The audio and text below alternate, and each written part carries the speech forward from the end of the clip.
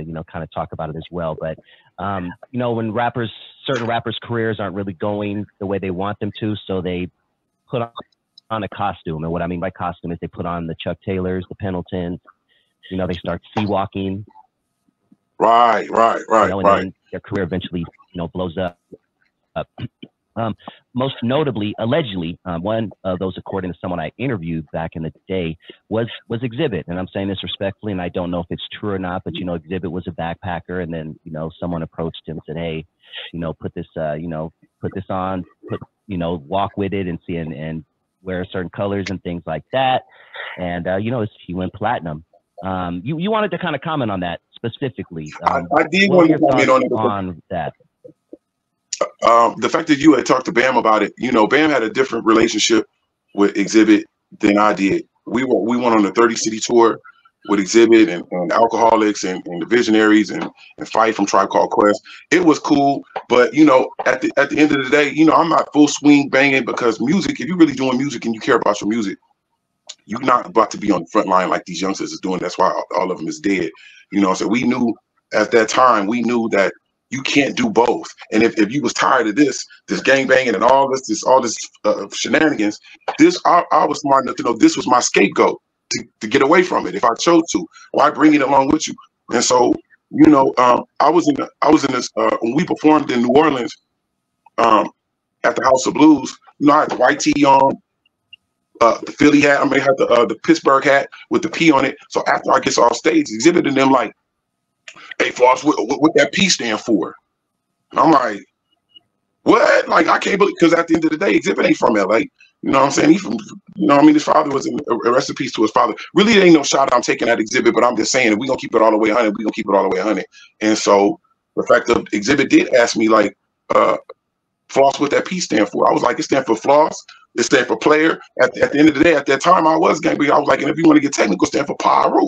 You know what I'm saying? And so the niggas was looking like they couldn't believe it. They couldn't believe it. So I feel like, you know, the reason why you probably never heard of Floss Mode, a lot of people have heard of my music, then seen me, but I probably would have been bigger if I was a Crip. You know what I'm saying? If I was a Crip, I would have been out of here. But the fact of I can't help where I came from, it's not like I brought that with me. I just can't help where you came from. I got my homies Nipsey Hussle and all, and Nipsey, that's why I loved him before he had passed, because he didn't care about any of that. You know what I'm saying? But Exhibit did ask me that. He did, and he did. So that's why was my response. I was like, you know, who are you to gangbang on me? But you know, it's all good though. You know, it was many years ago. But I'm just saying, I'm gonna keep it 100 though.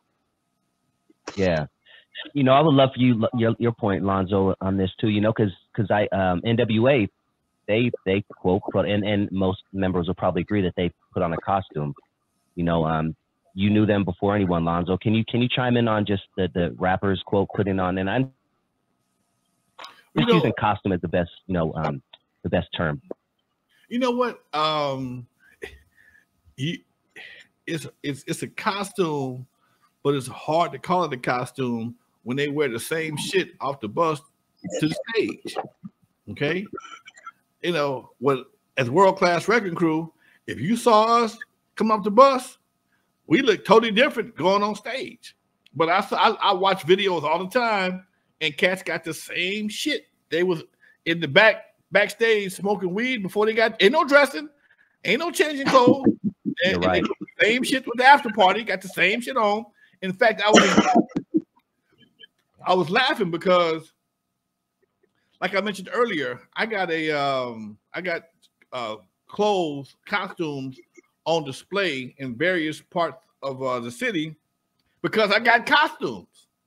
Okay, and as you move forward, and if you've been wearing your white t-shirt or your polo shirt, and that's not a costume per se, but that's what you perform in, you wore it to the arena, you walked on stage, performed in it, wore it to the after party. It ain't a costume, it's your clothes. And do you put that? Can you put that in the museum someplace because you got just because you got it funky? Okay, it's nothing to a white t-shirt. How can I say this white t-shirt or these chucks or these khakis are special because I wore them? Maybe, but it's not like they looked like anything special when they do a display, and that's what separates old school from new school. You know, we always had to change clothes. We had to change the clothes before the gig and doing the show, and then change to something else sometime on the way back out. That's real entertainer shit. Real entertainers are doing that. So if you got one of my old funky, you used to make your own shit too, right, Lonzo? Huh? Was a lot of your shit custom made? All my shit was custom made. All my shit was custom made. I got coats and jackets I made for specific tours. I had one suit that I did not get custom made, and it was one of my favorite. I bought it off of Melrose, and it was a silk suit, and it was baggy like hammers, like a hammer suit, but it was kind of baggy pants. And I love that suit because I could wear it, and I could wear it a couple times if I wore t-shirts and a good pair of drawers without it getting funky. And when you're on the road, you ain't always got a chance. You ain't always got time to go to the cleaners, to the laundromat. And the suit it cost me $400. That was the most expensive suit I ever bought at that time. It was $400. It was all silk, not lined the whole 9 yards. Fit me like a glove. Bought it off the rack. And my girlfriend, that came off a tour, she fell in love with the damn sweater with the top and stood up. I wanted to kill her ass. Anyway.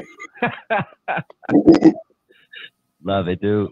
Hey, Floss, before we let you go, and before we let you pump anything up that you have coming up, you were really close with Gonzo, R.I.P. He was a rapper from Caution. He was also one of the earlier content creators. A lot of people don't give him his respects on the early content, meaning the YouTube videos that he was releasing back in the day. And he was one of the first on Instagram Live and all that stuff. He went to Seattle, Washington, I do believe, and he unexpectedly lost his life. Talk to us about your relationship with Gonzo, how you felt, when you heard that news, and any good memories of Gonzo. I'm still broke up behind it, but one thing Gonzo did tell me right before he had passed, and he was like, "Floss, you're not," because he was out there dissing everybody. E40, Daz, Corrupt, he was dissing everybody, the Outlaws, everybody. I'm like, what is going on? And he said, "You still don't get it, huh, Floss?" And I'm like, "Get what?" He's like, "You still don't get it. Now that he's passed, I get it now." He was like, "Okay, you could be on the internet, you could be on your channel speaking positive or whatever. You could speak anything, just everything positive, and it's not going to get the same reception as it is if you spreading something just with a little bit of juice with it or negative." You feel me? And so basically what like Charleston White is doing, say all this stuff, say all this malicious stuff that makes people want to kill you, have them gravitate to tune in, and then once you get everybody's attention, that's when you change and come with the positive. You know what I'm saying? That the positive change is where they can't stop it. And so Gonzo was just about to be on that. I just feel like, man,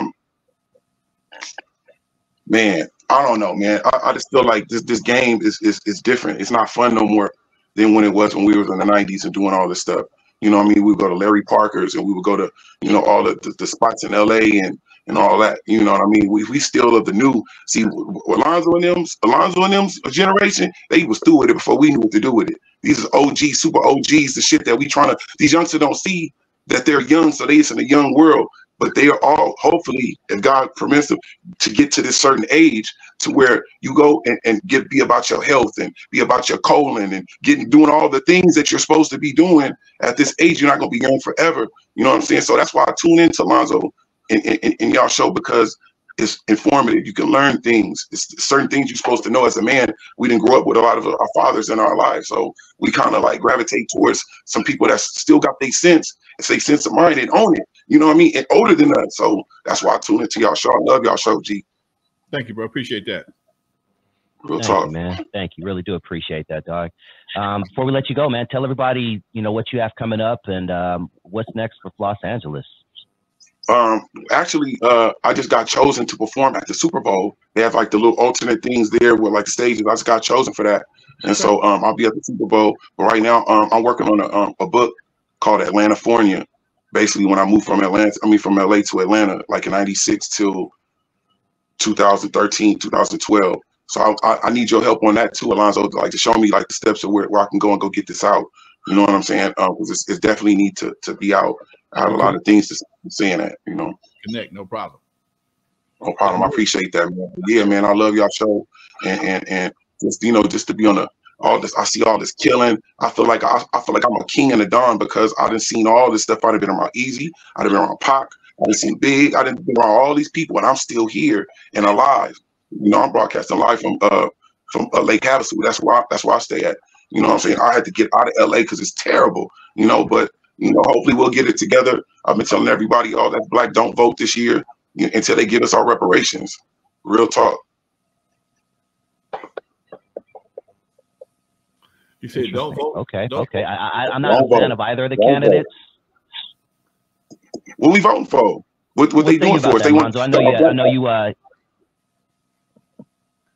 Well, I ain't no political expert, but it seems to me if we don't vote for somebody, whoever we don't vote for is going to be the goddamn president. If Trump can still be in the running after all the shit, meanwhile we not voting. Do you really want that motherfucker back in office? No, I mean, what can we do? They say it's rigged. They say it's rigged. I'm just saying, like, we've been going through the same thing for year after year, every 4 years, man, and they don't never give us. How come they not giving us our reparations, but they want our votes? I don't want any of those motherfuckers, to be honest, man. Like any 80-something-year-old guy. I'm trying to figure out how either of them. 300 million people. All we can do is 2 old motherfuckers. That's the best we can do, right? Come on. Look at it, Lonzo. Lonzo, remember when the Mexicans had they uprising? They was shutting the Mexicans down for something. The Mexicans walked off. I think it took the white people about 3 or 4 days. When the Mexicans walked off, they walked off where they heard them at the business. Right. You couldn't get nothing done. Now, see, if you don't vote, that's just going to give the people that do vote more power. That's the only problem. When you don't vote, the people that do vote gonna get their way, and your vote, contrary to what they want you to believe, if your vote didn't have no power, they wouldn't be constantly trying to steal it from you. They jerry rigged the different territories. They change it all the time. Your vote is not even guaranteed in the Constitution. So if it really didn't have no value, like we want to think it is, they wouldn't be finding ways to keep it away from you, Doc. And that's the part I stress. Right. You're right. You ain't never seen nobody steal no black hair in the barbershop. But motherfucker will break into a beauty shop to steal the goddamn fine. Ain't nobody run the barbershop. Give me all the hair on the ground. No, give me all the hair. No, because it has no value. It has no value. Anytime somebody OG Steve. Much love. You're right. Yes. Yeah, we got 2 weekends. Yeah, to close it out, OG Steve says our choices are Crazy Dude or Weekend at Bernie's. He says our choices are Crazy Dude or Weekend at Bernie's. There it is, man. Hey, Floss, dude. It's been a pleasure, home. Man, I look forward to staying in touch with you, man. Thank you so much for joining the show, hey, bro. I'm going to get in touch with you, Lonzo, about that book. I'm going to get in touch with you on that. I appreciate y'all, man. Get my hookup. Shoot me an email and I'll connect you both. All right. For sure. That's what's up. All right, man. Go on. Cool. All right, that's just me and you, Doc. Just me and you. We're always a good show, my man. Always a good show. Always a good show. One more time, if I may, Lonzo. One more time.